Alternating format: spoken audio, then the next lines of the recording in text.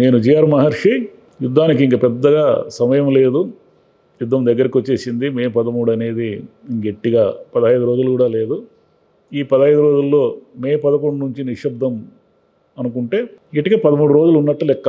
ఈ 13 రోజుల్లో ఏం జరగబోతుంది అనేది అందరికీ సస్పెన్స్గా ఉంది. ఎందుకంటే ఆంధ్రప్రదేశ్ ఎన్నికల్లో ఇంత మునుపు ఎప్పుడు కూడా ఇంత సస్పెన్స్ లేదు. ఏదో ఒక పక్షం వైపు జనం ఉన్నారు అనే ఒక స్పష్టత కనిపిస్తూ ఉండేది. ఈసారి ఎవరికి అర్థం కానంత సంక్లిష్టంగా ఉంది. ఒకవైపు ఈ మేనిఫెస్టోలో ఏమో అద్భుతాలు మెరుపులు ఉంటాయి అనుకుంటే, జగన్ చాలా మామూలుగా నేను ఏమైతే చెప్తానో అదే ఇవ్వగలను, నేను మోసం చేయడం ఇష్టం లేదు, క్రెడిబిలిటీ అనేది చాలా ముఖ్యం నాకు అనే ఉద్దేశంతో ఆయన మేనిఫెస్టో ప్రకటించారు. ఇక రేపో ఎల్లుండో టీడీపీ మేనిఫెస్టో వస్తుంది. సరే, వాళ్ళ ఇప్పుడు జగన్ మేనిఫెస్టోతో పోల్చుకుంటే మోర్ దాన్ డబుల్ అన్నట్టుగా ఉంది వాళ్ళ మేనిఫెస్టో.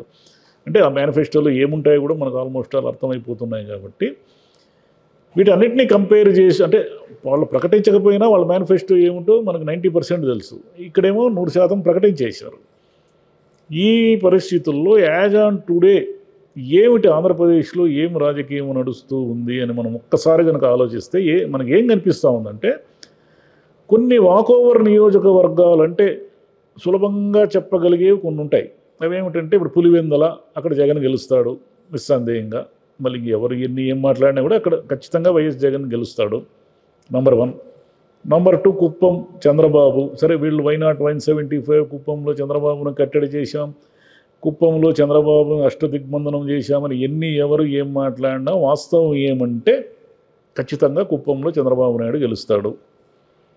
పొంగనూరు రామచంద్రారెడ్డి గెలుస్తాడు, పెద్దిరెడ్డి రామచంద్రారెడ్డి. ఇలా కొన్ని ర్యాండమ్గా కొన్ని చెప్పగలుగుతున్నారే తప్ప మెజారిటీ నియోజకవర్గాలు అంటే దాదాపుగా ఒక 15 నియోజకవర్గాలు ఇప్పటి వరకు అట్లా చెప్పచ్చునేమో కానీ ర్యాండమ్గా 160 నియోజకవర్గాల్లో నువ్వా నేనా అన్నట్టుంది యాజ్ ఆన్ టుడే. అయితే ఎందుకు అంత సంక్లిష్టంగా ఉంది అంటే, ఇక్కడ మనం అర్థం చేసుకోవాల్సింది ఏమిటంటే, అర్బన్లో వైఎస్ జగన్కి కొంత వ్యతిరేకత ఉంది. దానికి కారణం ఏమిటంటే, ఒకటి పవన్ కళ్యాణ్ సినిమా హీరోగా అవడము, సినిమా ప్రభావము ఇలా ఉండడం వల్ల కొంత యూత్ జనసేన వైపు మొగ్గు ఉంది. అలాగే టీడీపీకి సంబంధించిన కొన్ని సామాజిక వర్గాలు కావచ్చు, లేదా ఏమైనా సరే జగన్ని ఈసారి దించేద్దాము అనే మూడ్లో ఉన్నటువంటి వీళ్ళంతా కూడా అర్బన్లో ఎక్కువ కనిపిస్తున్నారు. ఉద్యోగులు వ్యతిరేకంగా ఉన్నారు వైసీపీకి. టీడీపీకి ఏమిటంటే, టీడీపీకి ఉన్న అనుకూల ఓట్ బ్యాంక్ కొంత ఉంటుంది. అనుకూల ఓట్ బ్యాంక్తో పాటు ఉద్యోగులు, అలాగే కొంత యూత్ ఈ పవన్ కళ్యాణ్ ఉండడం వల్ల వీళ్ళది అర్బన్లో కనిపిస్తూ ఉంది. రూరల్లో వచ్చేసరికి ఏం జరుగుతూ ఉందంటే, రూరల్లో ఇంత టీడీపీకి అనుకూలత లేదు, వైసీపీకి అనుకూలత కనిపిస్తూ ఉంది.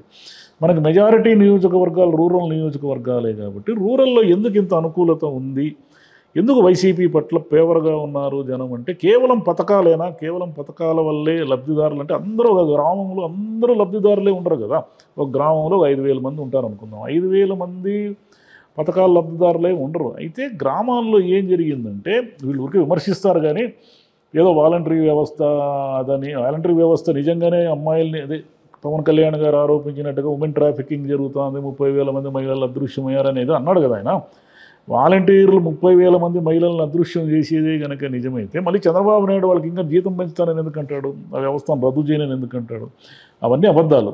బేసిక్గా ఏమిటంటే, వాలంటరీ వ్యవస్థ అనేది పల్లెటూళ్ళల్లో వాళ్ళకి చాలా సులభం చేసింది చాలా విషయాలని. ఎందుకంటే వాళ్ళకి చెప్పుకోవడానికి ఒక మనిషి ఉన్నాడు. వాళ్ళు ఏదైనా ప్రాబ్లం వస్తే, ముఖ్యంగా కరోనా టైంలో వాలంటీర్లు చేసిన సేవలు అన్నీ కాదు. ఎందుకంటే వాళ్ళు లిమిటెడ్ హౌసెస్ కంటే ఒక 50 ఇళ్లకు ఒక వాలంటీర్ అట్లా ఉండడం వల్ల ఏం జరిగిందంటే, వాళ్ళు ఇమీడియట్గా తమ ప్రాబ్లం ఏదైనా ఉంటే ఆ వాలంటీర్కి చెప్పడము, ఆ వాలంటీర్ తనకున్న పరిధిలో దాన్ని ఎలా షూట్అవుట్ చేయాలో చూడడము, వాళ్ళకి కావాల్సిన ఇబ్బంది లేకుండా. అంటే మనకు చెప్పుకోవడానికి పల్లెటూరులో ఇంతకుముందు చెప్పుకోవడానికి మనిషి లేడు. ఎవరుంటారు? పంచాయతీ సర్పంచ్ ఎవరో ఉంటారు, వాళ్ళ దగ్గర ఏం పనులు జరగవు.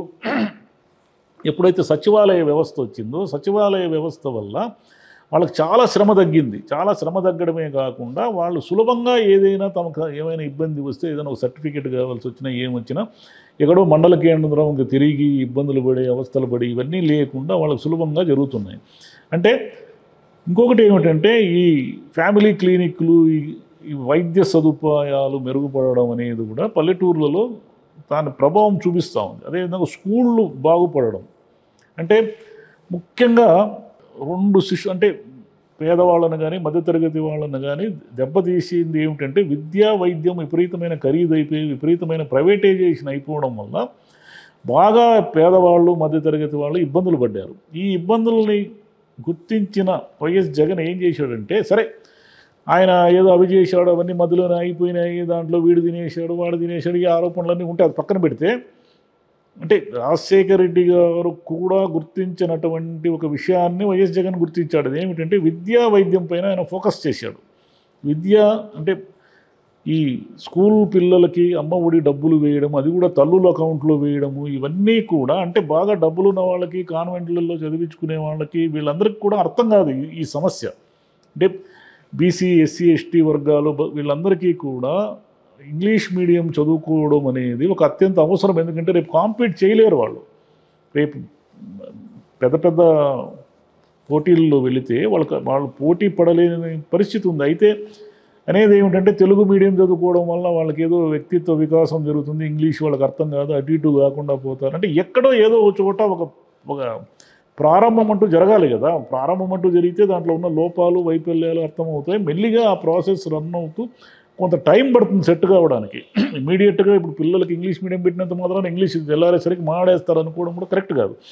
విద్యా వైద్యం పట్ల జగన్ ఫోకస్ చేయడము, పల్లెటూరు వాళ్ళకి పల్లెల్లో కొంత వాళ్ళకు అనుకూలంగా వ్యవహారం వాలంటీర్ వ్యవస్థ కానీ సచివాలయ వ్యవస్థ కానీ ఉండడము, ఈ పథకాలు వీటన్నిటి వల్ల ఏం జరిగిందంటే అక్కడ వైసీపీకి అనుకూలంగా ఉంది.